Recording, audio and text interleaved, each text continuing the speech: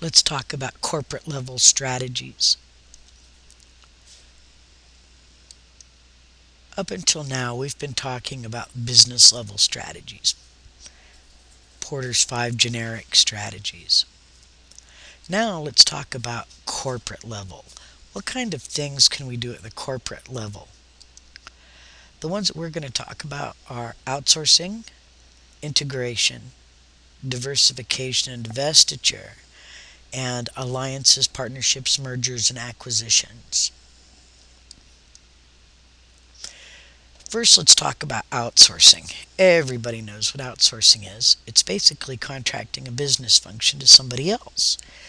And this can be as simple as hiring a janitorial firm or as complicated as hiring a manufacturing firm.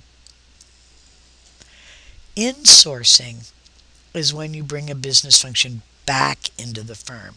This usually happens when there's diversification or vertical integration. Co-sourcing. Co-sourcing is when the service is provided by the company and an external provider. For example, accounting functions. Maybe we do the basic bookkeeping, but we outsource our payroll and we outsource our taxes. And that would be called co-sourcing. And offshoring is what a lot of people think of when we talk about outsourcing. This is outsourcing to a foreign country. Onshoring is domestic outsourcing. We keep it in the US. Farm sourcing. Now, farm sourcing is kind of a cool thing, and it's of interest to rural states particularly. And this is when a company is located in an area that has very high wages, and they outsource some of their functions to areas that don't have high wages. For example, a firm in LA might have a call center. Well, instead of paying $25 an hour for somebody in LA to do it, they can send it to someplace like Montana, pay $12 an hour, be way ahead, and yet be paying pretty decent wages here. And nearshoring is what NAFTA was based on, and that's basically outsourcing to a nearby country where both companies and countries expect to see benefits. There are 3 basic types of outsourcing. The first one is business processing. This is where we outsource processes that we have to do. For example, maybe we outsource our advertising or we outsource our manufacturing like Nike does. Knowledge process is where we deal with people that have to have specialized knowledge, and either we don't have the resources or we don't want to develop the resources. This would be things like legal, accounting. Okay, those are knowledge process. And then the last is information technology, and this is pretty common. It's where we have somebody else who sets up our data storage or sets up our computer systems or whatever and maintains them. What are the advantages to outsourcing? Well, for one thing, it reduces risk, especially in those areas that require knowledge, like legal and accounting. They reduce the costs. I don't have to hire a full-time lawyer when maybe I don't need one very often. It gives the organization some flexibility. If I outsource my legal, then I can do some other things with the resources I might have used instead for hiring that lawyer. It gives me access to expertise quickly. If I outsource or I have a lawyer on retainer, I can call and ask a question. Or if I have a CPA that does my taxes, I can call and ask a question. I don't have to have somebody go look up everything and spend hours and hours trying to find the information. Another is to gain knowledge. I asked my CPA a question and now I know something. Doesn't necessarily mean that I'm going to get rid of my CPA. It just means that I have now some knowledge that I didn't have and can make better decisions perhaps in the future in a same or similar situation. To improve quality, we would hope that the company to whom we outsource, that whatever it is we're outsourcing, manufacturing or advertising or legal expertise or information technology, that is their core competency.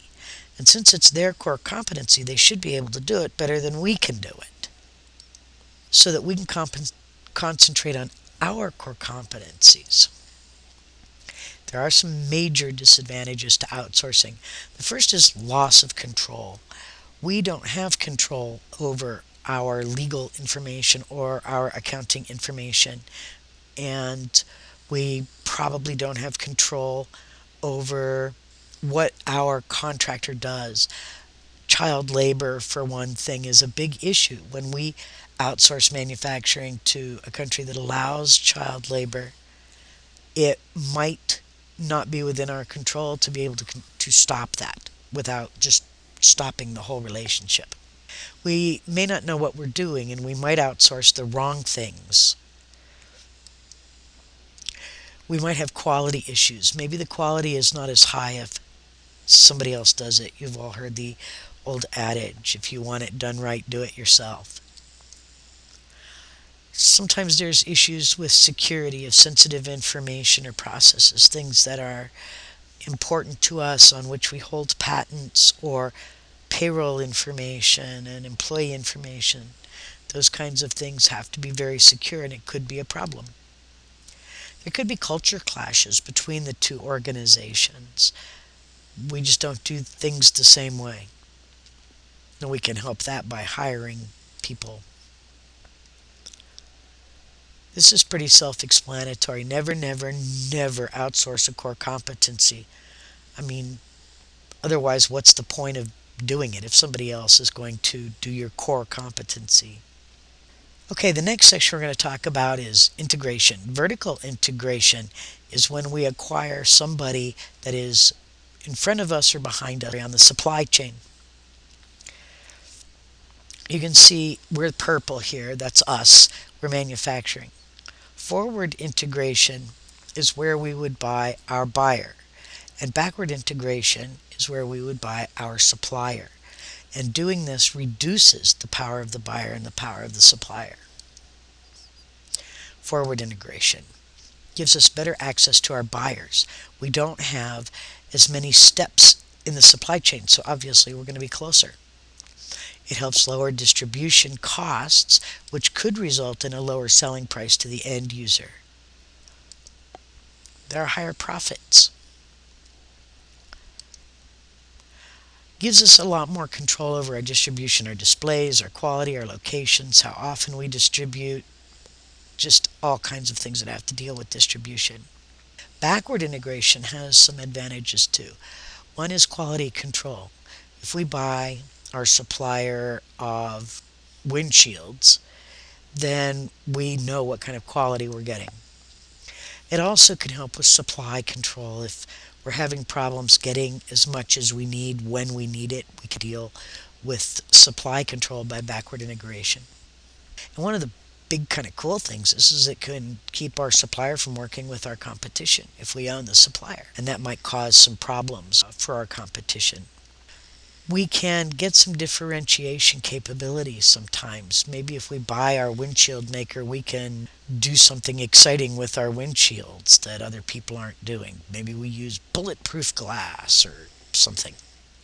And when items are very expensive, components of our stuff, this is one way of us to be able to help reduce the cost. Horizontal integration is when we acquire an organization in the same place in the value chain. So you can see us here and our competitors all in purple. So if we were to buy or either merge or acquire one of these guys, then that would be considered horizontal integration. Normally we do this to gain market share, usually geographic. For example, in Oklahoma, banks, there are not allowed to be any new banks started up. But if you can buy a competitor, then you can move into the state of Oklahoma. It also helps reduce the competition. We see this a lot going on in a shakeout phase of industries. What are the disadvantages of integration? All of them: vertical, forward, backward, horizontal. Well, there's a huge capital investment that usually has to be made. There's risk. There's risk that our supply chains are not going to work correctly. There is risk that the market is already oversaturated. There's risk that our resources and capabilities won't match theirs. There's the risk of obsolete technology that maybe the company that we're buying doesn't have the latest, greatest manufacturing quality assurance technology. It could be that the production methodology is outdated. This is a little easier to deal with. Capacity matching is a real issue. Let's say we need 500 windshields a day and our supplier can manufacture 600. What do we do with excess capacity? On the other hand, the other is also true. What if they can only produce 300? So there's problems matching capacity. And it causes radical changes in our resources and our capabilities once we integrate. And changes in design can be costly. If we want to create this new windshield, maybe it's going to have to be designed differently either on the supplier's side or on our side in order to get it to fit exactly. Again, anytime you buy somebody, there can be culture clashes between the two organizations.